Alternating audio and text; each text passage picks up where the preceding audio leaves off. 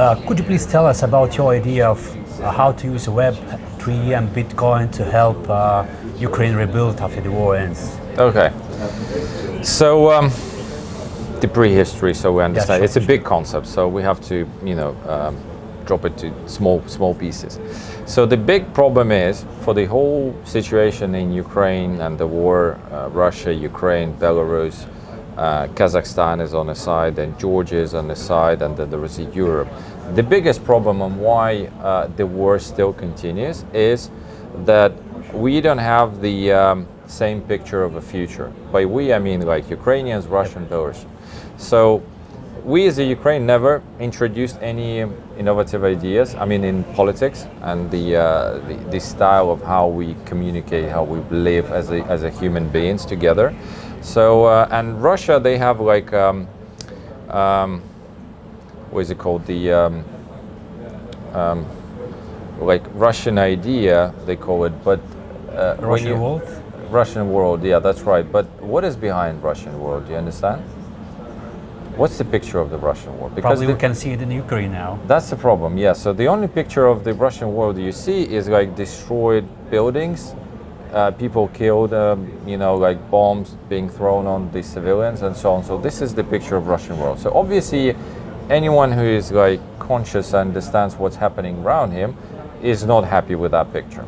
So what we have to do is, as I say, because there is no other guy who will do it for us. We have to understand that. So we as the crypto community, the crypto maximalists, the Bitcoin maximalists, anyone who's thinking about the future, not just today. Human maximalists, yeah. We have to take charge of this situation and draw pictures of the future, because we can do it. I mean, we do it usually. I mean, every day, we draw pictures for our companies, we draw pictures for the tokens, we draw pictures for some kind of lightning networks, whatever, anything. We draw pictures, so we know how to do it. So we have to draw a picture for Ukraine, for Russia, for Belarus. And then we have to draw a picture for the these three countries altogether. Mm-hmm. So we have to make economic sense of living together in the future. So for example, right now we are in the Bitcoin community. It is beneficial for all of us to develop this community. Mm-hmm. It is not beneficial to try to cheat.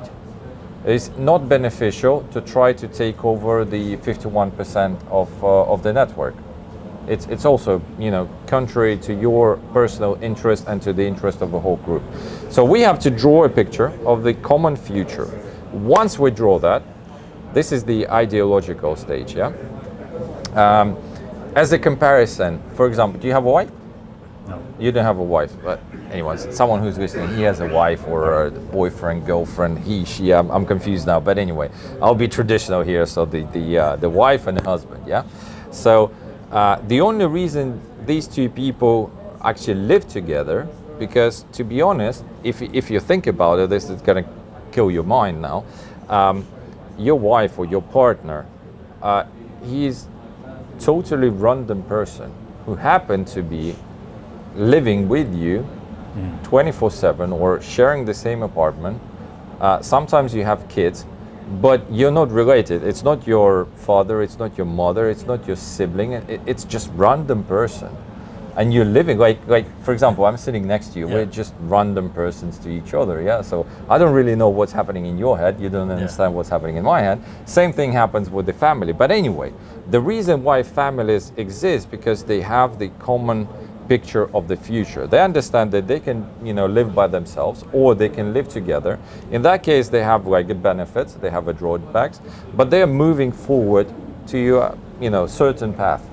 Either it's a point in the future or it's a path how they live, yeah? So they have the, common hobbies or the interest. This is the things that unite. So we have to do exactly the same for the Ukraine and Russia. Once we find the common interest and the path where we're going, the war will stop immediately. Because right now the people who are listening to propaganda from the both sides, they're not giving the ideas. They're just saying like, oh, Russians are bad because they're destroying. And if you listen to Russian propaganda, they're saying Ukrainians are bad because they're like Nazis or whatever. And then there is the contra-propaganda, and then there is US propaganda, and then there is European propaganda, there is the British propaganda, then there is the Chinese propaganda. So it's all propaganda on propaganda on propaganda without giving the how we can unite and stop the war. So that's the ideological thing. And the only people who can solve this problem right now that anyway I talk to, because I've been to Davos, I've been to Zurich, I've been to London, I've been everywhere, you know, talking to random people, politicians, non-politicians, doesn't matter. They don't give ideas. So we have to draw the future. Second step, once you draw it, then we need to execute it, like with the company. So you have an idea, and then you think, okay, how can I realize that idea? I need some kind of mechanics. And considering that the world is going digital, if you look how much time you spend on your online, you'll see that probably at least half of your, daily life you spend online. That's crazy. So obviously your interests are moving online as well. Your government is moving online. Like for example, my government did a really cool thing. It's called DIA. So it's application on my phone, which has my passport, it has my driving license, all the car registrations, birth certificates, my company, I can pay taxes there, I can close the company, I have COVID certificates. Anything, yeah. I have the electronic signature there. It's all in this app. And this app is equal to the paper equivalent of the document. So we are fully Web2 digitalized country. We're the number one in the world right now. So my idea, since we're all moving digital, and we understand that Web3 is the way forward because only Web3 can provide you with owning your data, because we can look at the Russia or China or even Ukraine, that governments abuse privacy, governments abuse the human rights, governments abuse the right for the free ownership and usage wherever it belongs to you. Yeah, so we have to fix that. I mean, no one else thinks about it. Only the crypto guys think about the Web3 and the privacy and the the basic stuff. So we have the ideological goal, and now we need to provide the software that will fulfill all the requirements for this ideology. And obviously we have to build that software. So we have the Web2 version. Now we're thinking, let's digitize it more and make it Web3. And we're talking about we, so you have... Ukraine at least, because we're the driver. We're in the middle. I mean, you open any newspaper, it's all Ukraine, always Ukraine. So we are providing ideas to the world. We're saying, listen, the world is going definitely in the wrong direction. We can all feel it. Strict restrictions on AML KYCs. You have to ask the governments. They tell you that you have to be vaccinated without asking you. In China, they have the social ranking. So it's going definitely the wrong direction, the overall 1984 direction. I don't like that direction. So we have to propose something else. So we're saying, Ukrainians, listen, we have nothing to lose. Half of our economy is destroyed. Half of my country is destroyed completely. So the buildings where I was born doesn't exist anymore.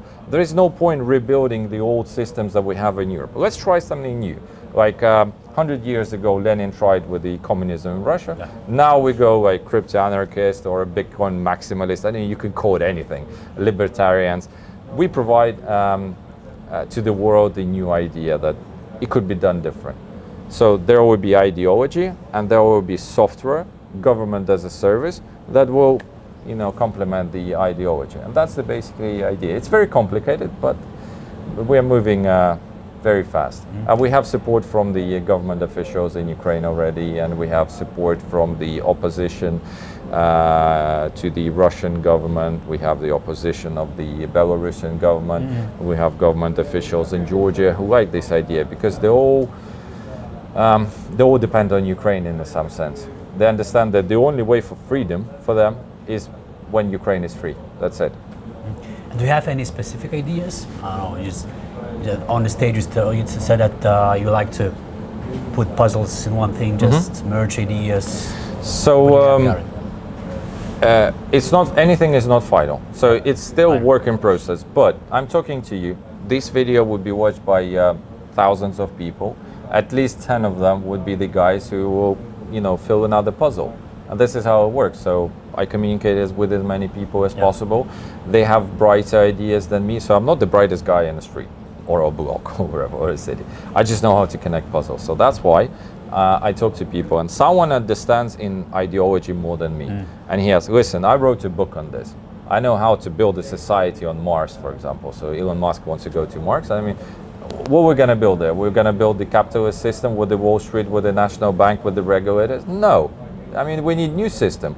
And I'm saying, before we go to Mars, let's build it in Ukraine and Russia and Belarus. Right. Test it out here, and then we can move to Mars. Same thing. So yeah, it works like that. So we're still collecting. The next big step would be on 28, 29 of October, Alright. when we gather in Lugano for the Bitcoin conference. That will be a side event organized by the Blockchain Association of Ukraine, where I'm a president, surprise, surprise.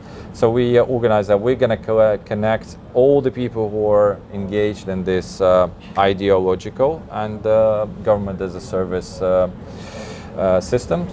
We're going to connect them together. We're going to invite a lot of philosophers, a lot of science fiction writers, because that's where we get the ideas from. And we have to craft, Richard, we have to draw pictures how the future should look. All right. I mean, for example, I don't want to have a future where everything will be controlled by the government. I want a picture of green streets with a lot of trees, no rubbish, no crime.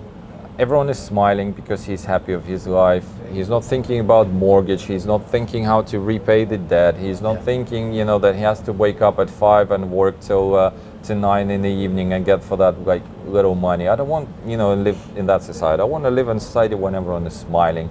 He knows that everything will be good. The kids are raised up in the happy environment. They grow up as a happy people, and they can grow in other children, and we as a society move forward. Because right now, if we don't do anything, trust me, by probably end of this not decade, but probably by another 100 years, and we're going to kill ourselves. I mean, the CO2 emissions, the pollution, water pollution, soil pollution, we're destroying our earth. So we have to, do it different. This is what I want to do. So from all those ideas you already have gathered, can you mention any specific crazy ideas that how can Bitcoin or Web3 can solve this, achieve this? With regards to Bitcoin, I still have questions. Right. Why? Because, Bitcoin is as good as a store of value.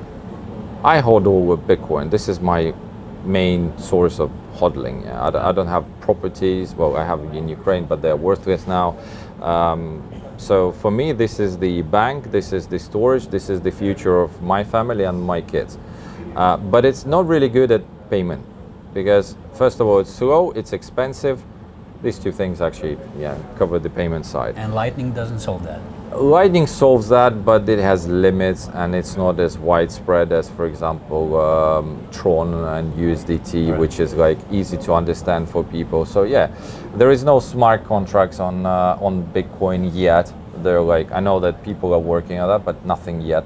So we still have to think, what else could be Bitcoin apart from reserve for this Web3 country? What else can it be there? Can it be the source of digital security where you can timestamp something on the Bitcoin? Maybe, but this is simple. Can we do next step? What is the next step? Maybe we can do digital identity. Digital identity you don't need to use every day. It's your so that would be actually one of the first projects as a Ukraine are gonna do. We're gonna provide the digital identity on the blockchain, which would cover the privacy side. But from the other point, we're gonna guarantee as a government that this is the legit document or digital document of this person. If he wants to be identified, he can release whatever information he wants to release about himself. And it will be his data. So this kind of idea. So it's still work in progress. It's not that we have everything solved. No. That's why I'm reaching out to people. Guys, this is the chance we have as a humanity right now. I mean, I don't think there will be another chance like this. Because we have a country which is ready. We have people who understand what they're doing. We have brightest mind in the world right now. We can unite with the common goal and, try, at least try. Let's try. I mean, that's what the Bitcoin maximalists always dreamt of. Digital country without the centralized government. We can do it right now. Let's do it. So, as I understood, you already discussed this with your government.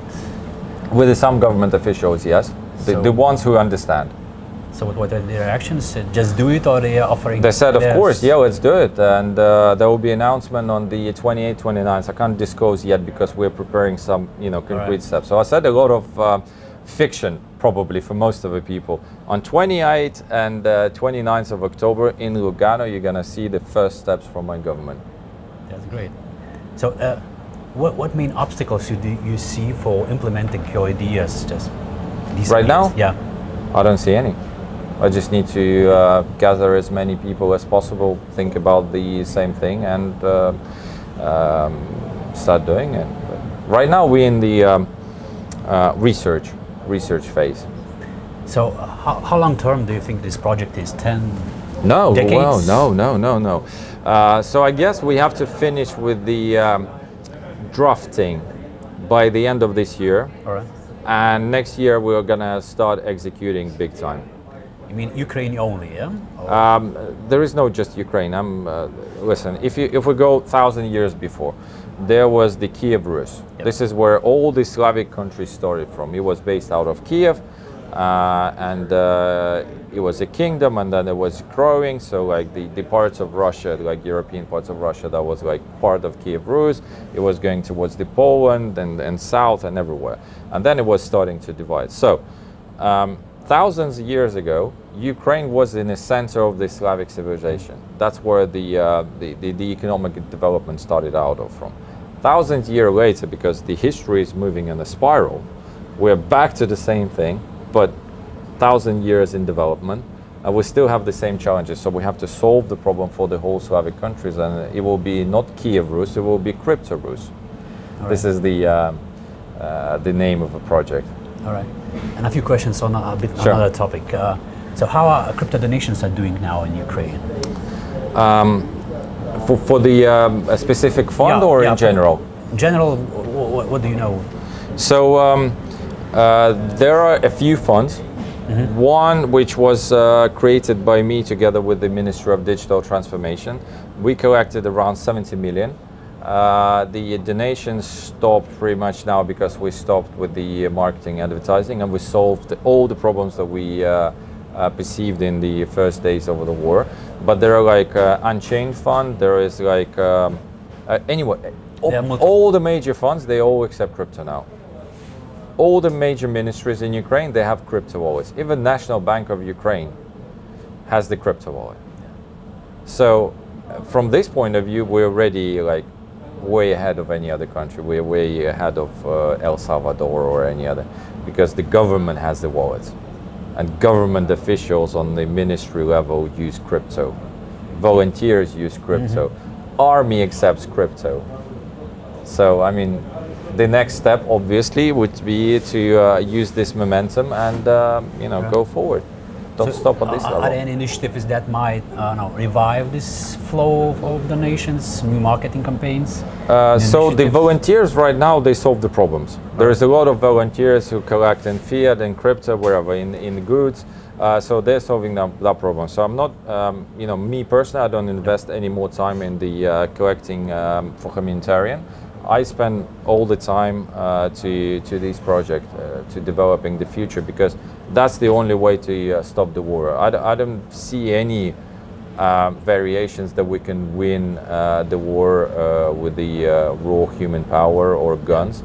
I mean, you cannot kill all Russians, and you shouldn't kill all Russians, because not all Russians are bad. There are like people who support the regime and the people who don't support the regime. The people who support the regime, they're like very, very tiny proportion of the whole population.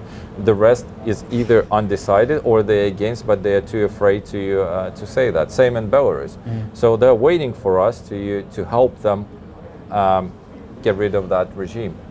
Right. So the only way we can do it is by changing what's inside of your mind, not with the guns. Okay. That's the Putin way, and it doesn't work. We can see that. Yeah. And the last question: have you noticed any new trends? How Ukrainians use crypto, Bitcoin, and how they trade on your exchange? I can say for the whole market, not just for my exchange. Yeah. So Right now, the National Bank, since the war, they imposed the limits on how much you can buy or whether you can buy foreign fiat, like US dollars or euros, for the national currency of Ukraine, hryvnia. And they continue to add more restrictions on what you can do. So obviously the country cannot be in a vacuum, an economic vacuum. The only way out is to transfer cash physically to Europe, but you can't really do much with the cash in Europe. I mean, how much cash can you bring? It's not that, you can bring billions. No, obviously. So the only way out is crypto. Mm-hmm. So a lot of private individuals and entrepreneurs and small companies, as they buy crypto, usually it's Bitcoin or USDT. They buy it for national currency. Mm-hmm. With that crypto, they buy goods or services in Europe, in China, in Dubai, in US, and then they get shipped to Ukraine, or they just consume them as a services. This is the pardon, because there is no other way. That's it. You have to understand. I mean, you live in Czech Republic, right? Lithuania. You live in Lithuania. Yeah. Anyway, you live in European Union. The banking system more or less works here. I mean, if you need to send money to Czech Republic, you can do it, because you just open your app, or your banking app, and you just put the IBAN number, the amount, bank, it's sent. In Ukraine, it doesn't work. There is no other way than crypto. It's cash or crypto. Banking system doesn't work. I mean, it works within Ukraine, but it doesn't work on the outside world. So crypto is the only economic mean to communicate with the outside world. That's it. So in terms of crypto adoption, Ukraine is not even like one step ahead. We're like lightning years ahead of the other world, because we have no other way. Same thing with the ideology. We have no other way. That's why we're going to win. Okay, great. Wish you that. Okay, thank you very much. Thank you. Good luck with the project. Thank you very much.